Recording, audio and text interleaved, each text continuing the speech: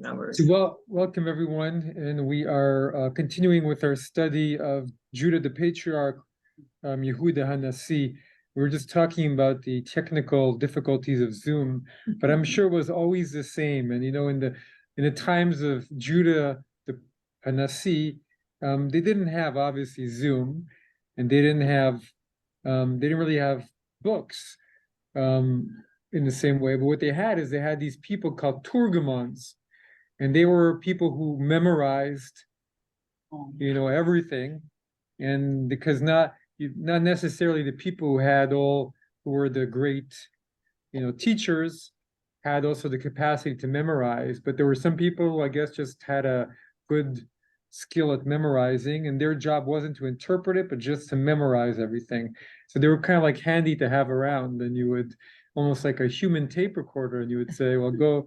Rewind and go to tell me what so and so says. But they probably had technical issues with them too. And they'd say, Turgaman, tell me chapter 5 or 3, and suddenly couldn't remember it. And what would you do in that moment?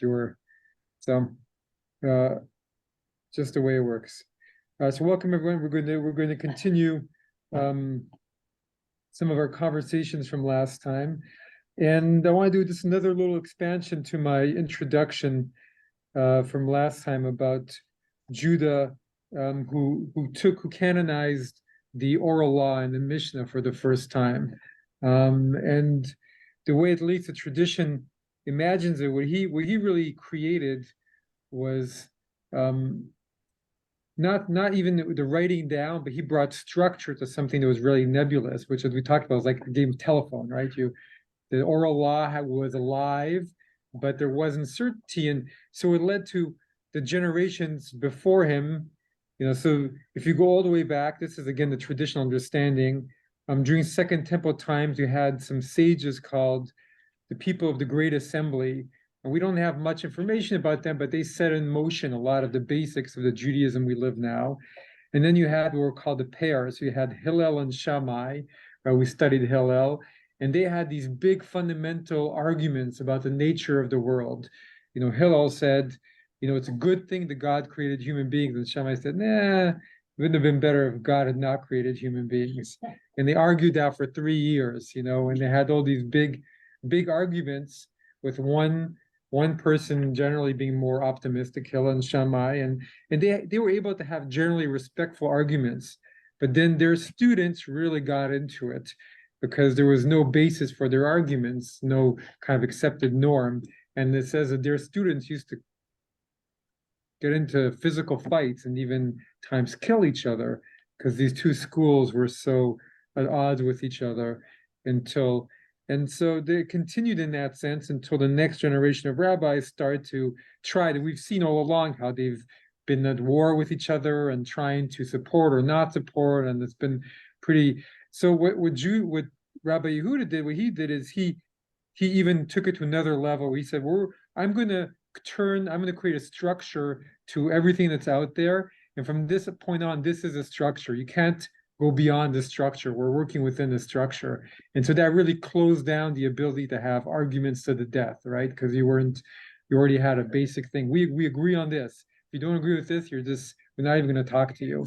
So that allowed other people to, you can bring up any argument in the whole wide world. You had to work from within what was brought. So he was trying to bring order and so after him started a whole new generation of rabbis, and they weren't allowed to go beyond what he had already created as the foundation. And that's part of the reasons that he was such a great rabbi and why the codification of the Mishnah. That's the traditional story.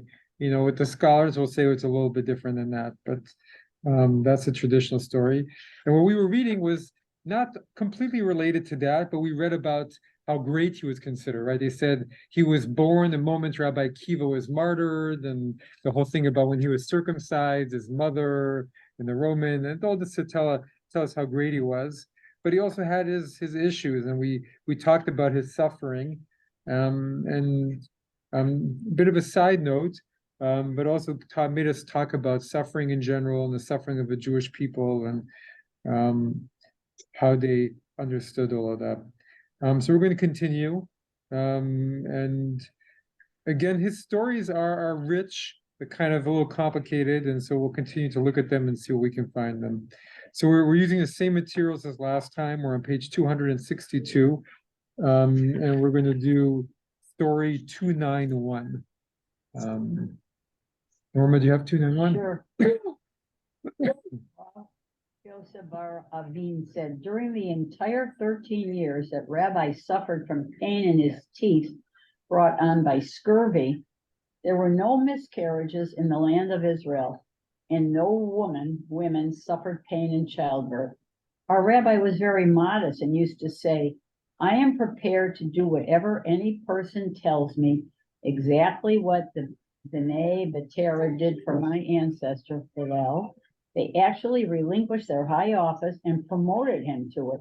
Still, if Rav Huna, the exilarch, were to come up to the land, I would relinquish my office and seat him above me, for he is descended from Judah, while I am descended from Benjamin.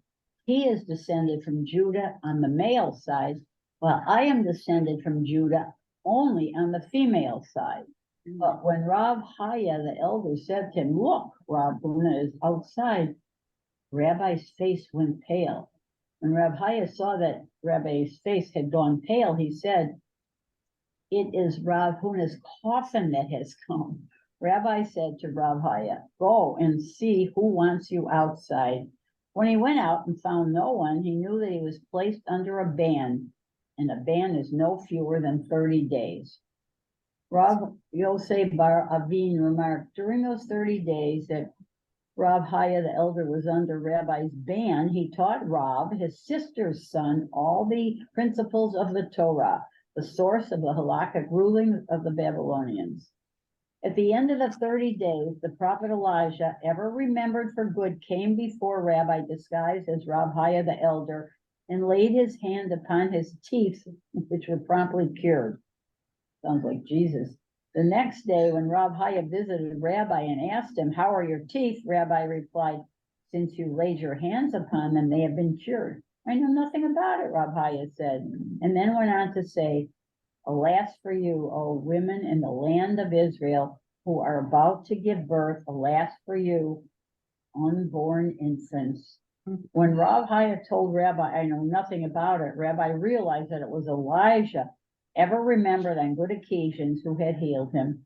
Thereafter, Rabbi began to defer to Rav Haya, so much so that he told his disciples to seat Rav Haya on an inner bench near his own person. Rav Ishmael, son of Rav Yosef, protested, even in front of me? Rabbi, heaven forbid, such a thing shall not be done in Israel. Rav Haya is to be seated on an inner bench, but Rav Ishmael, son of Rav Yosef, is to be seated on an innermost bench. So, a lot Very, going on in the story, very right? dense. Very dense. But a lot of funny, strange things going on. But I wanted to bring it because it sets up some of the other But relationships. listen to this sentence, such a thing shall not be done in Israel. Yeah, It certainly applies today. that's true. Yeah.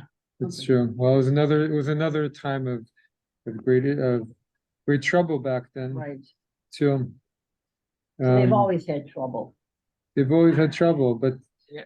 I mean, this is part of it, right? Out of his pain, this is what the story is saying. Out of his pain, it was protecting all these people. That somehow his pain was protective, and there were no miscarriages in Israel, and no women were suffering pain in childbirth. Yeah. So he was Helping them. he was taking by him being in pain, it was helping all the others.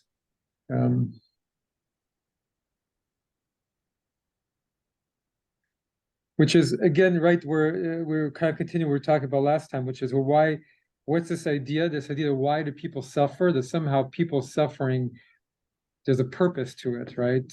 That's how the rabbis try to understand it, which is hard for us. We don't want to think there's this purpose to pain. Though when we're in pain, we always try and hope, well, I hope there's a purpose to why I'm in pain, right? That's how we think. But they were thinking the same thing. And they maybe prayed about it, whereas we tend to take a pill to take. Yes, that's true too. Yeah. Yeah.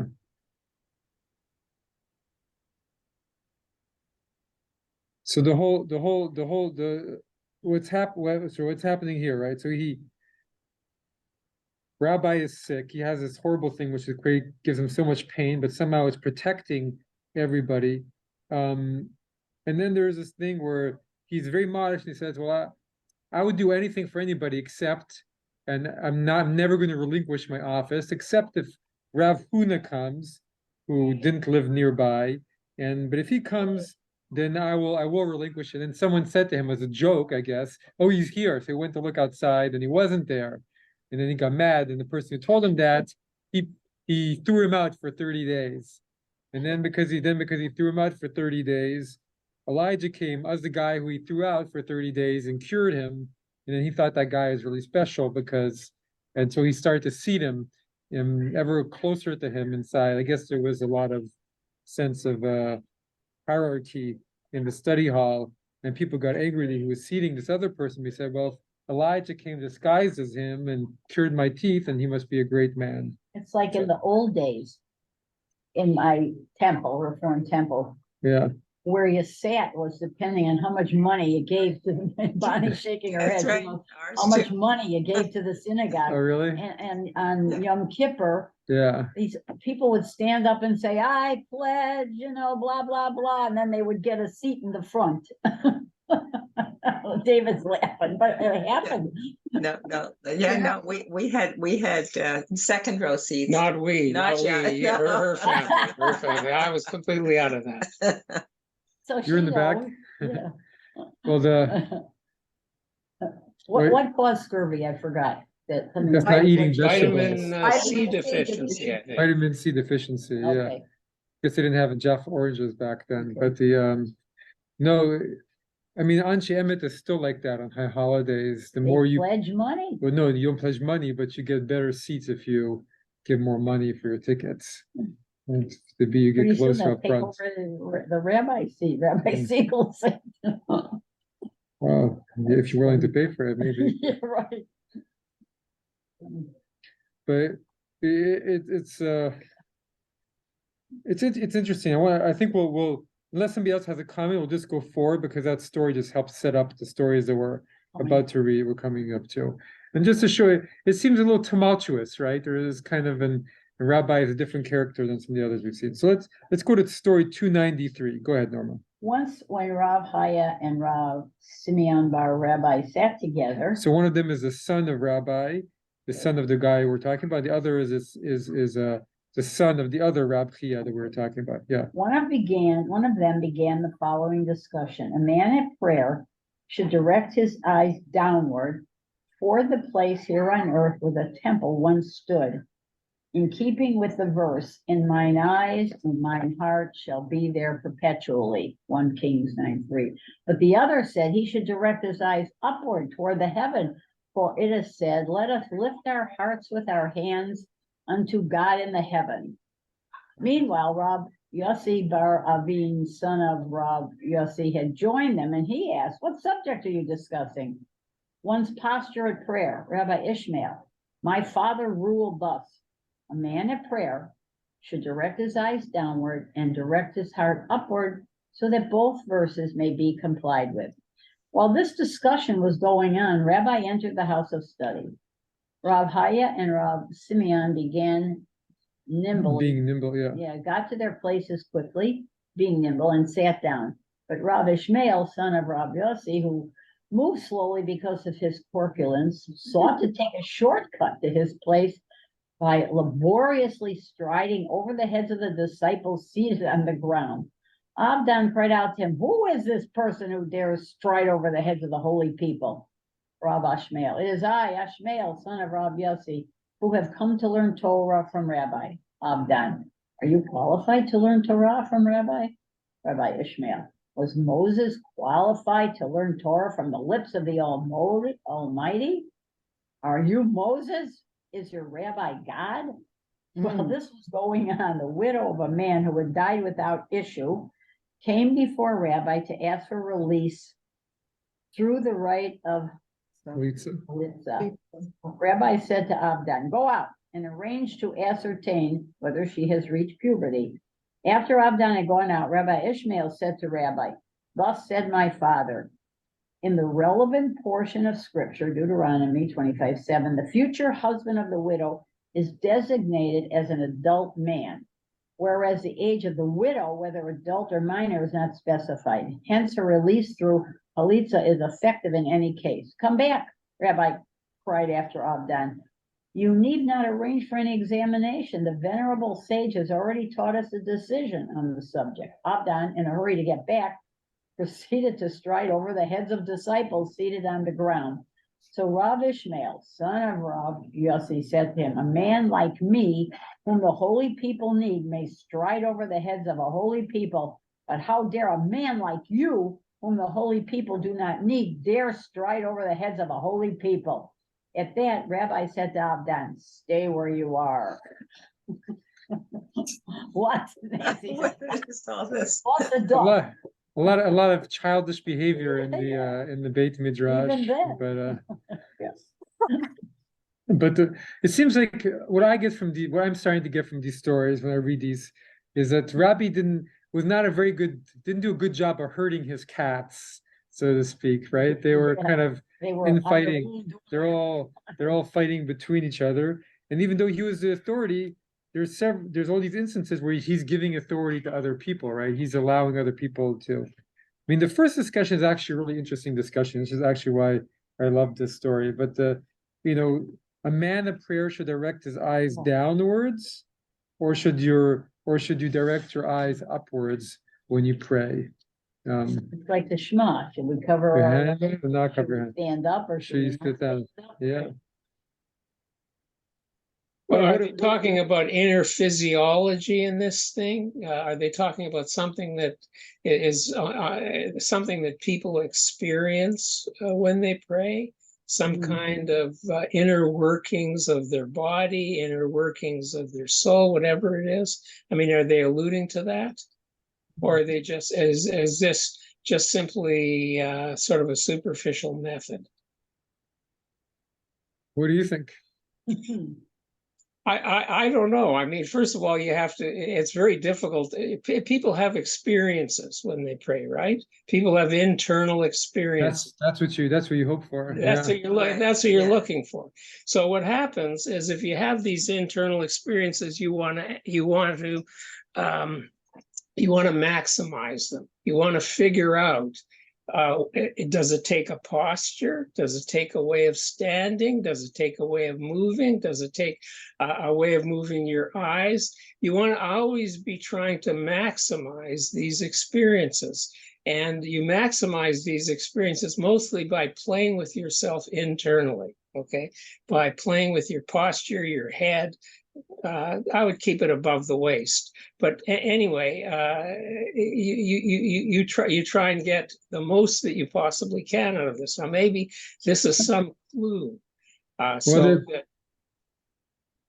It's interesting. I think you're right, and it's also there's a discussion about, well, when you're praying or meditating, are you looking up or you're looking inside? Maybe a little, are you looking down, which is really like going within yourself, or are you looking up and trying to go high up? God. Like which one? What is the best way to pray? And when you're praying, are you just kind of like opening up and trying to go higher and higher, or are you trying to go deeper and deeper within yourself? Yeah, that's not the floor, it's the earth. It's not the floor, Yeah, but it's yeah. it's looking down, it's being within Inside. yourself. Yeah, but so you're not looking outside yourself in any case. So the looking up is a looking up inside yourself. It's reflecting Right. how you're looking up, Okay. how you're looking within your own being while you're Right. while you're praying, maybe. And so Rabbi Yishmael kind of gives a typical rabbinic answer, which is yes and yes, right? So you're looking, he says, you look down, but your heart looks up. Well, but your head, it's easy for your head to move up and then your heart stays down. Yeah. So you can paddle. The heart's going up, according to this. The answer is your heart goes up while your head goes down. Well, what do you do when you pray? Do you feel? Which way do you look? I close my eyes. Yeah. Yes. I'm focused inside, but I try and lift my heart up. Yeah, It's Yeah, I from do this, inside, but it's from inside. it's from inside. right. Well, people are looking down at their prayer books when they're not looking, closing their eyes, so but there is a moment, there can be a moment where you're kind of, but you're right, you're not really looking, right? Your focus is supposed to be inside. So why juxtapose this story with this one? I mean, I think that's so then we have the second half of the story, right? So the whole story is really about these different students who's great. And this Rabbi Yishmael, who has a lot of chutzpah, right? What he said was kind of chutzpahdik, right? Because I mean, what the Avdan gave him a hard time, and he wasn't being very nice. Look, Ishmael is a little corpulent, and he's trying to move across the study hall, and Avdan's giving him a hard time, saying, "What are you doing?" And so he's sharp in his response, and he's like, "Well, I'm going to learn Torah from Rabbi." He says, "Who are you to learn Rabbi?" He said, "Was Moses qualified to learn Torah?" That's a little chutzpahdik answer, right? That shows some a little arrogance, you could say, or maybe just he was being sharp in return to him. But then Rabbi follows his ruling on the Chalitza story, and settles it in the end, where Avdan is stay where you are. He has to stay at the back of the study hall. He's not allowed to come back up. So, Well, there's a lot of motion in the whole thing. I mean, the corpulent man who's walking, how is he walking? Is he walking? He says he's walking over the heads of other people. Is he going from bench to bench, and they're crouching down, and he's going over their heads? But in any case, there's a lot of up and down motion in the thing. I think they're which on the I floor, think David. interesting. I think they're sitting on the floor. On the floor. They're mat. sitting on the floor. Yeah, Yeah. it says in Eastern style. Okay, and how is he walking then? He's walking in between In them. between. Okay. he's okay. walking between them, and his tuchus in their faces. Yeah. Maybe, I don't know. So there's a lot of movement and fluidity in who's on top, who's not on top, who's really, there's a sense of lawlessness. It's not sure who's on top, and Rabbi he's not doing what Rabban Gamliel did, which was asserting his authority. This is what's going on, right? Rabbi is kind of a little bit more of a loose leader. That's one part that's going on. But they're trying to figure things out, right? This is a time of motion and of movement, right? It seems like they're trying to figure out a very basic question about prayer, which is what's prayer about? And they have different traditions and different people, and it's not sure who has the authority, and it's a little bit of a tumultuous time. That's what to me comes out of these stories. So anybody else have anything else they wanted to mention about this? I'm very confused, because if Rabbi Yehudah HaNasi Yes. actually gave structure, as you said, to Mishnah, these Yeah. stories don't show where that structure comes from. I mean, if he's running his shul with people stepping over each other, and there are all these interruptions to deal with this young widow who could be remarried, maybe not be. I mean, this is all really confusing to me, and I don't see the authority that shapes Mishnah from these stories, Or the nor knowledge. nor do I see the authority that Mhm. shapes the structure that Mishnah has. I don't understand Mhm. why these stories are here, as with the preface that this is the man that codified structured Mishnah. I don't see it. I please help me. No, you're right. We'll get to it. Okay. We're muddling through it, and we'll get, if not this week, the next week, we'll get to the moments of but maybe the way I've been seeing it is, this is the journey towards the codification and towards bringing structure to what needs to happen. But and we'll see even more. There's even more of these stories of what's happening, of this turmoil within the Beit Midrash. Let's go to 295. If- Go ahead. Oh, if I may, when you were asking before about the significance of the discussion of the postures, and David mentioned a way of looking at it in terms of the inner experience, as I understand it. And then Rabbi Ishmael, and that seems to be there, but then Rabbi Ishmael comes in and says, this is the way my father taught it. It's a question of text and following the law as somehow reflected in those verses, which and so he says, and that way he did the Mishnaic thing, or I guess it is, of resolving the tension by distinguishing the specific facts for each upward and downward in order to reconcile the verses, and so that it becomes a legal, or something like a legal decision, rather than something about the anything inward or anything like that. Am I way off on that?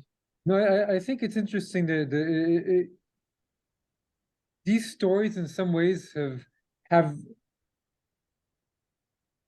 more of a similarity to what the Mishnah actually looks like than almost any other stories we've seen so far by other rabbis, right? You have one opinion, and then you have another opinion, and then you have a third opinion that kind of gives a ruling. And it's Rabbi really is giving authority to Rabbi Yishmael's father, right? That's because here we have two stories where Rabbi Yishmael quotes his father, and the first one, Rabbi doesn't quite rule on it in the same way, but Rabbi Yishmael's father was a rabbi who had authority, and Rabbi is deferring to him, and that's what the Mishnah does, as he says, right? The Mishnah presents one talk, and then presents, but this is the one that we go to. It doesn't always say this is the one we go to, but it often infers it by saying, and it says, so-and-so said this, so-and-so said this, and the sages said so-and-so, and then it usually goes with the sages. So it's creating a lot of turmoil, but there is actually order that's happening through this process, because Rabbi, who's the head of it, is siding with a specific stream of authority. He's giving Rabbi Yishmael the authority in these stories, right? And it's people, and it's rearranging the Beit Midrash as he's doing so, because this guy Avdan clearly doesn't know why Rabbi Yishmael's father should be so deferred to, but Rabbi is in front of everybody creating a new order, right? Is that kind of what you were pointing to, Phil? Yes, that's helpful. Yes. Everybody's a rabbi. Where's the common folk?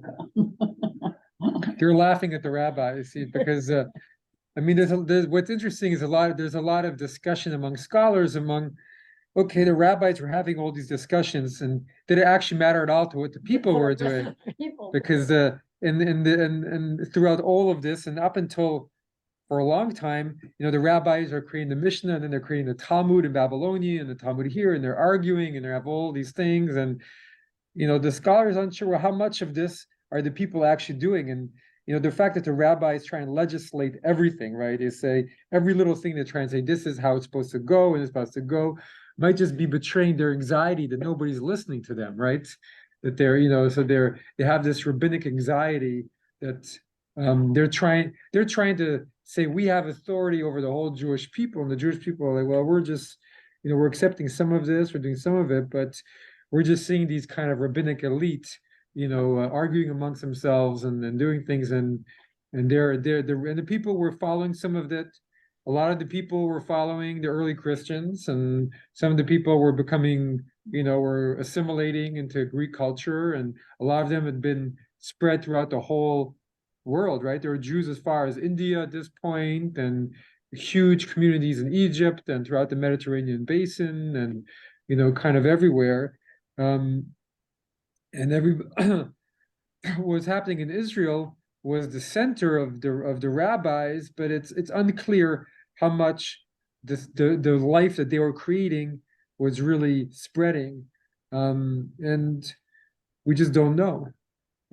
What's clear is that by the time the Talmud is really redacted in Babylonia and then sent throughout the Jewish world, the Talmud begins to influence Jewish thinking and really kind of settle how religious Jewish communities operate. But at least my understanding is in the Mishnah in these times, the people in Israel at least were doing all kinds of things, and it's really unclear who was following what. But the rabbis are having a lot of fun, Yeah, or a lot it of sounds like. or a lot of turmoil trying to determine. But they're trying to provide a leadership and a whole new path for the Jewish people, and going through a lot of tsuras doing it. But yeah. You This- know, Go ahead. I'm sorry. Go ahead. You know, just looking at this from a slightly other side, Yeah. I mean, you know what David was saying, you know, about the point is to raise your heart and worship to God, which is true. But as I've gotten older, what I find is that posture and ways of doing things, they in and of themselves aren't worship per se, but they cause you to worship because they connect in your head as Muscle a memory. worshipful act.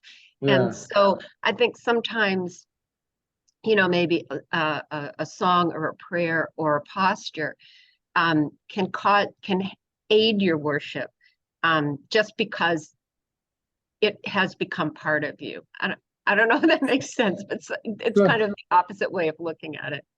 I think it's very beautiful, and kind of linking to what David said, but you're saying it's kind of like the muscle memory of having prayed in the posture so many times kind of sets your mind. And I'll say I think that's definitely true. And you know, when religions ask us to pray regularly, we don't always have a perfect heart to pray, right? We just don't. And so sometimes the familiar mechanisms help put us in a prayer where even though we can't give our 100%, they help us get.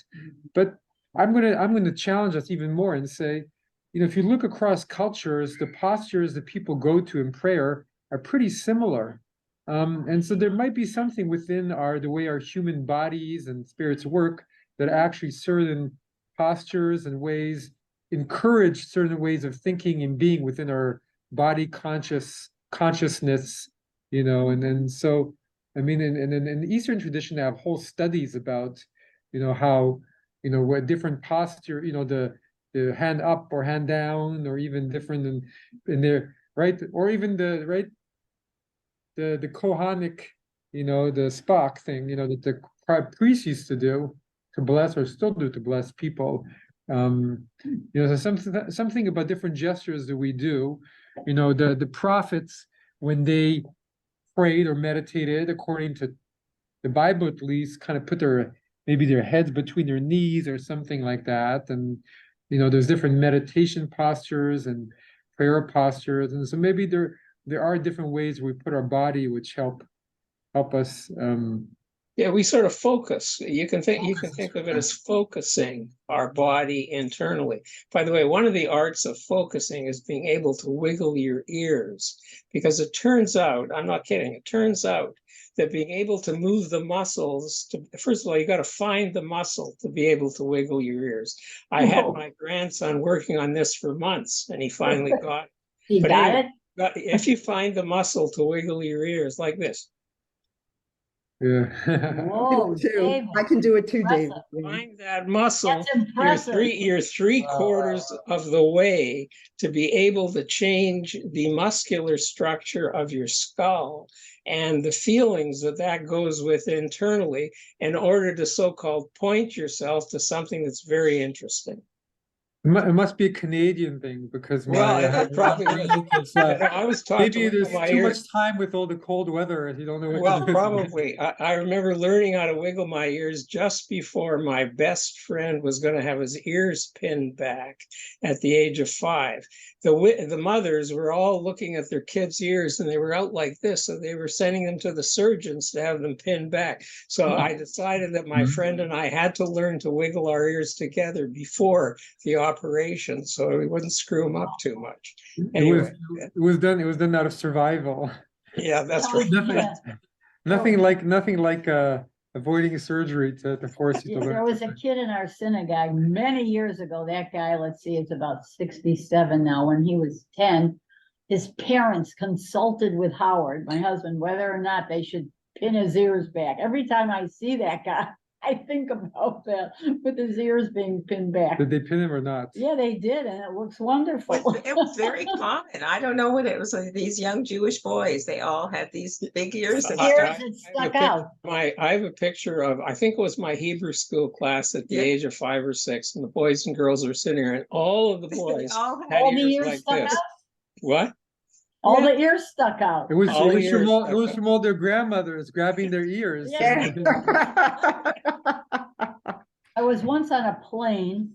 Well, I mean, I've been to Israel 3 times. One of the times I had miles, so I flew first class, okay?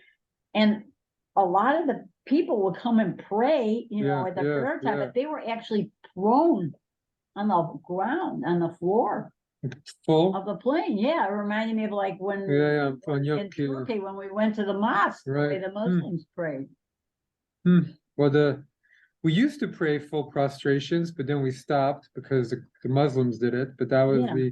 originally in the Amida and the Aleinu, you went full on This was down. in like 1920, 04. Interesting. Well, maybe in some Sephardic traditions, Yeah. they still, you know, I personally would not put my face down on the carpet of a plane.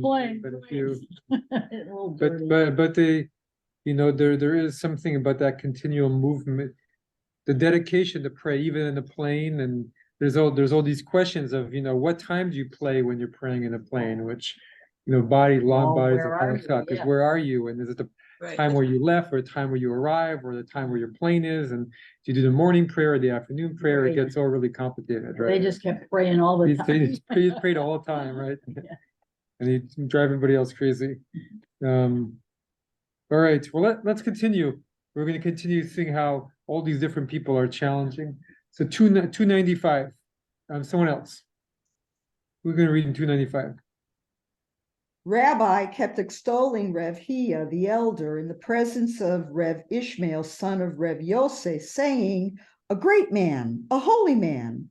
One day, Rev Ishmael saw him in the bathhouse, and Rev Hia did not stand up for him. So Rev Ishmael said to Rabbi, "I saw this disciple of yours whom you praise so highly in the bathhouse, and he did not stand up for me." Later, Rabbi asked Rev Hia, "Why did you not stand up for Rev Ishmael?" Rev Hia replied, "I was absorbed in the Agada on Psalms."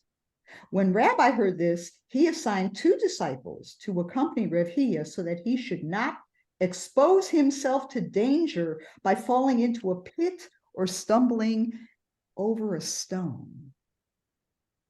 It's again a similar story, isn't it? Yeah. These are all similar stories. They're all about rabbis favoring some, and everybody's unsure. What are you doing here? And then they're interesting, aren't they? They're all Why they're all did you similar. do bad? Yeah. Why?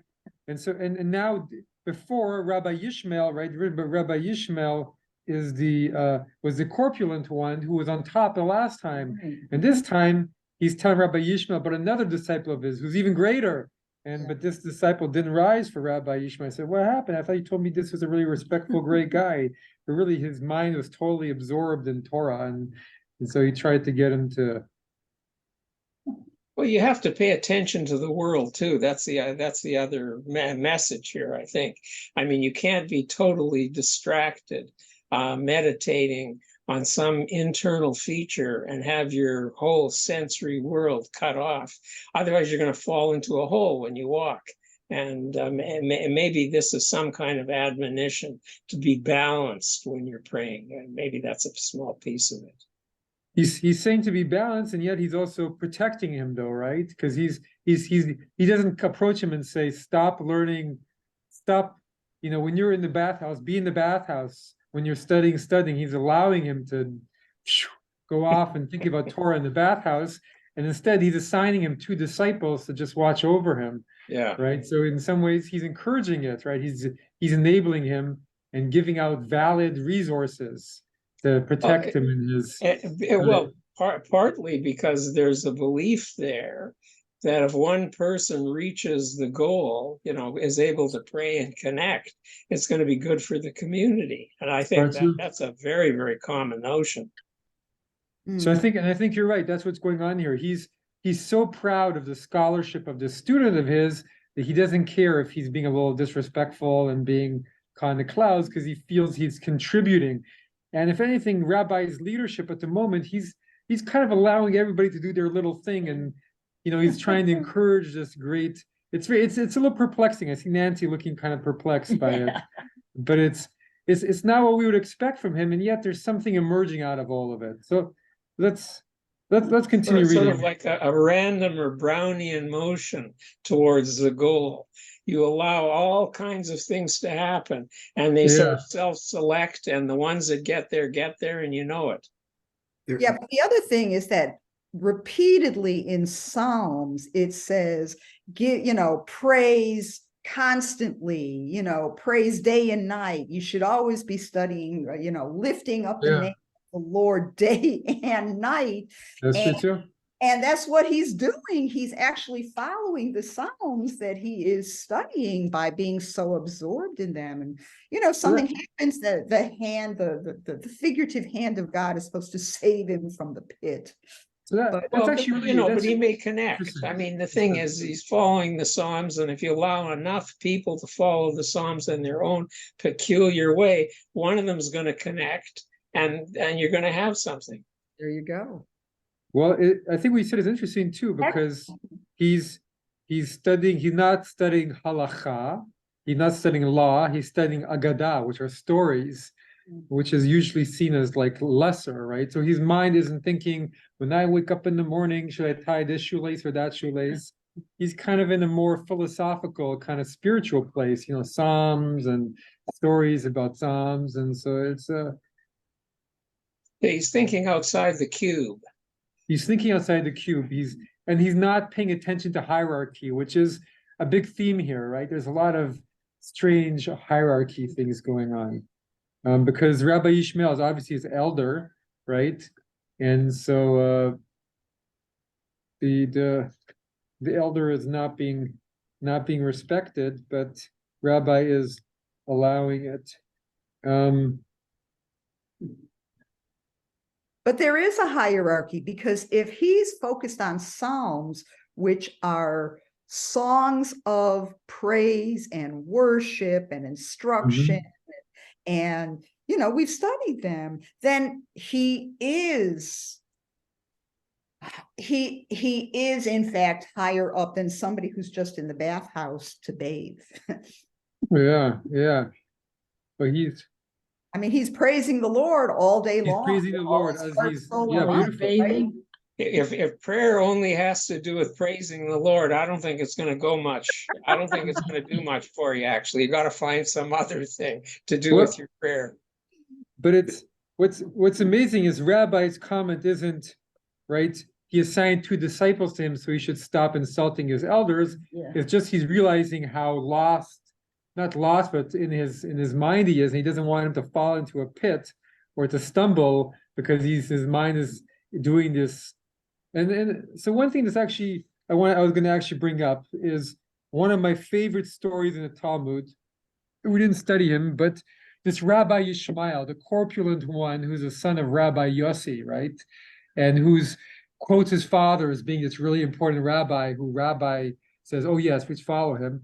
So one of my favorite stories is about Rabbi Yossi, and the one day Rabbi Yossi is earlier, and he's right after the destruction of the temples, second temple, and he's walking and he goes to pray inside the ruins of the temple. Why? Probably because he thought, he'd have a good prayer if you're in the ruins of the temple. And suddenly Elijah is there, and Elijah interrupts him and says, waits till he's finished praying, and then says, "Well, what are you doing?" And he says, "What do you mean? What am I doing? I'm here to pray." And he says, "Well, don't you know we don't pray in ruins?" And Rabbi Yossi says, "Oh, okay." And then he says, "Well, and you could have." He said, "Why did you could?" He said, "Why did you leave the road?" He says, "Well, I was worried about passerbys interrupting my prayer." And he says, "When you're on the road, you can pray a short prayer." And so I've always interpreted that story as being a really powerful story about what everything the rabbis were trying to do to create, which was he's saying, well, let go of the ruins, move forward. You know, when they were creating something new, where you had to let go of praying in the ruins.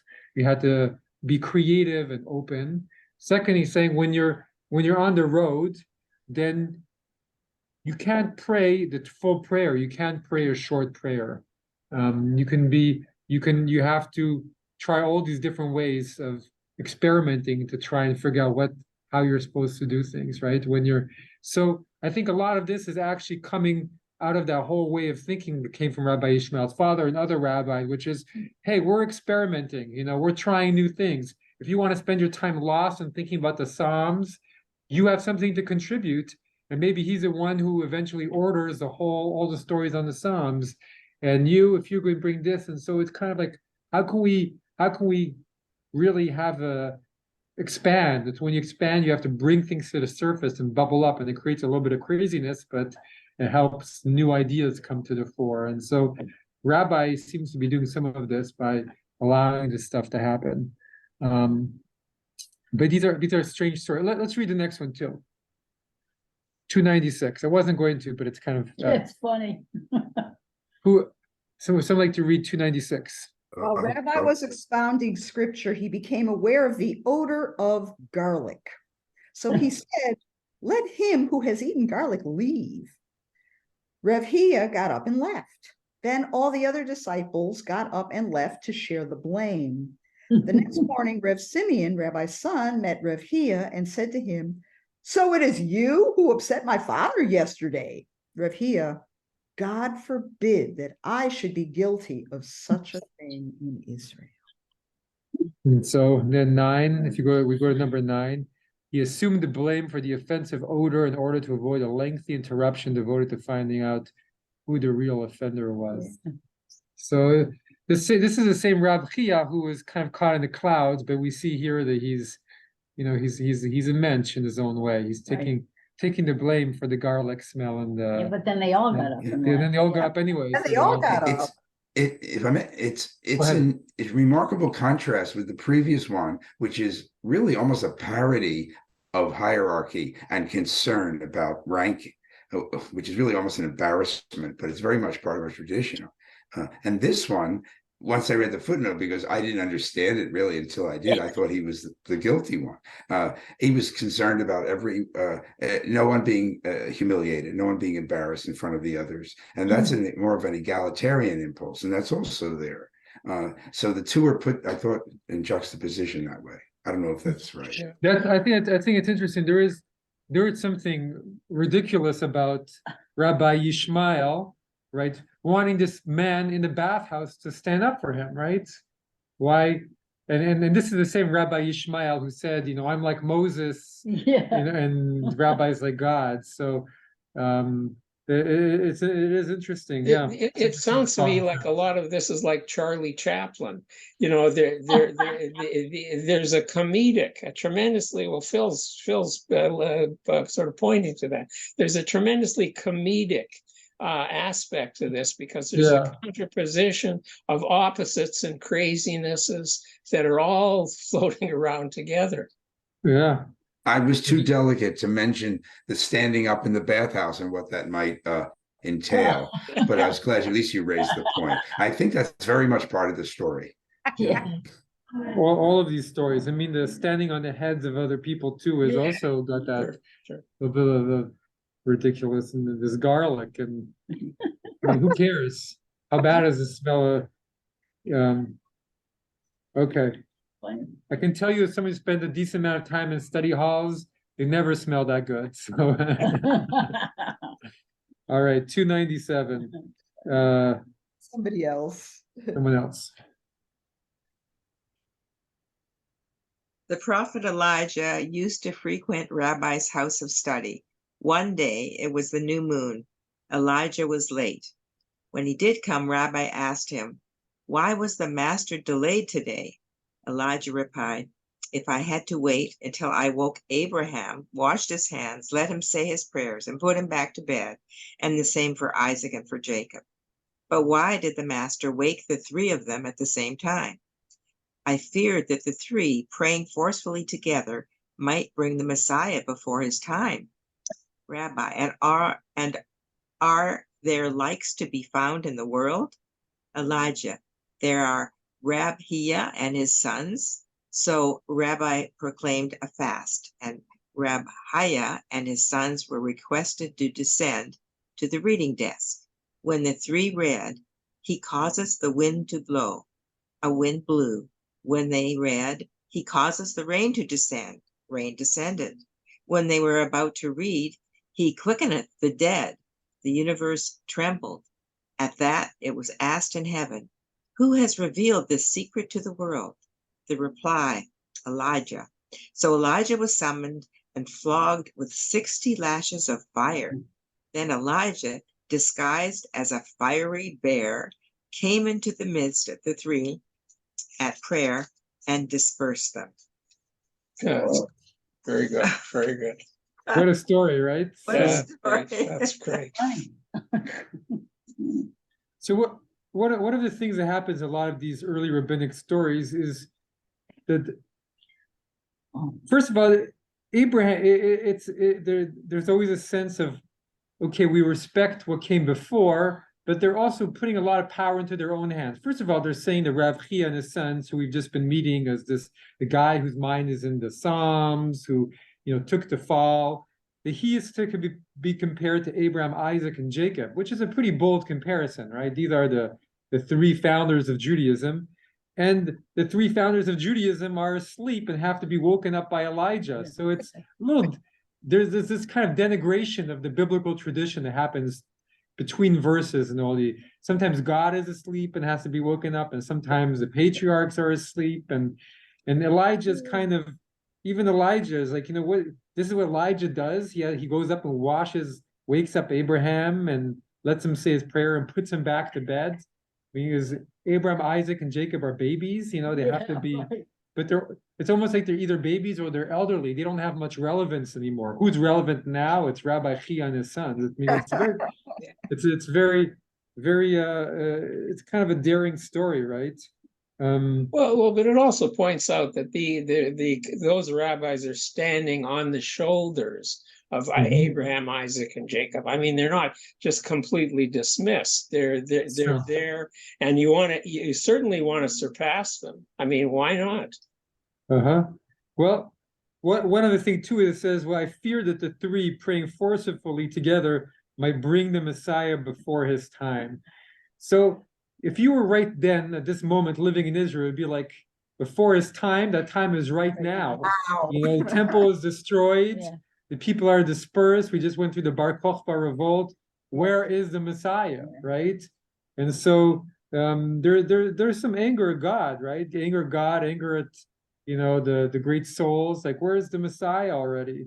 And so they're saying, well, our rabbis could bring the Messiah, but they're not, because heaven is preventing them, right? Heaven is coming to disperse them from bringing Mashiach into our midst. But really, Mashiach should be coming right now. We would have the power to do it if we weren't stopped. But right, Rav Chia and the sons, they're almost there, right? They're causing it to happen, and they're about to cause the dead to rise, right? They're reading the second prayer of the Amida, right? That's what they're doing, right?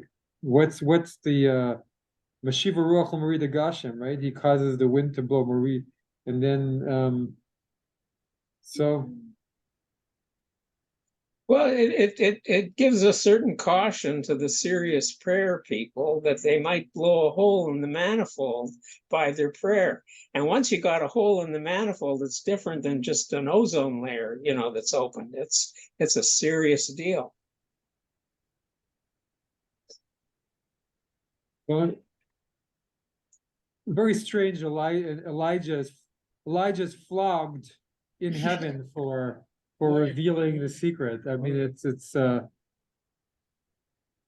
And then returns as a fiery bear, right? So he's flogged, but he's flogged with fire, right?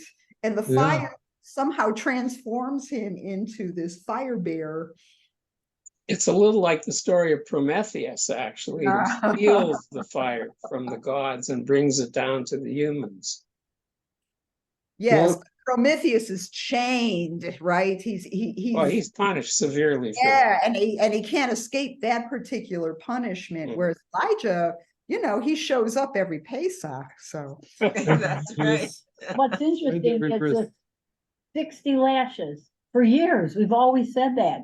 Yeah, 60 lashes is where it Well, comes from. that's, Yeah, there's the 60 lashes are a Jewish, a Jewish thing, huh? yeah, so the one of the punishments. You got Yeah. lashes, you have strangulation, you have there's a whole funny song that people sing in yeshiva about the 4 kinds of punishment you get. But there's also the story, one of the strangest story in the Bible itself is of Elijah's disciple, right? Elisha, who gets taunted for being a bald head, and suddenly 2 she-bears turn up and kill 40 children who are taunting him. So there is a sense of the kind of the power of the heavens. Isn't there Go a ahead. limit of 40 lashes, therefore 39, not to make a mistake, but in heaven they can go to 60. The lashes of fire too is, well, I don't know about that, but a thing that actually just came to mind is that I don't know if you've ever heard of this, but in the Kabbalistic world, the darker parts of it, there is the infamous curse, which is about the lashes of fire, which is what they invoked right before Rabin was assassinated, and supposedly invoked right before Ariel Sharon had his stroke. It's this horrible thing that in the ultra-Orthodox world they did. Anyway, on that merry note, We will end. we'll end and we'll 60 continue more. lashes. But these are stories are not taught that often. As you can see, they're good, right? But they're very they're dense and they're complicated. But Some are not so funny. thank you, thanks Thank for you very joining. Thanks a much. lot. Thanks a lot, you guys. Thank you. Thanks. Thank you. Bye. next week. See you next week. Bye.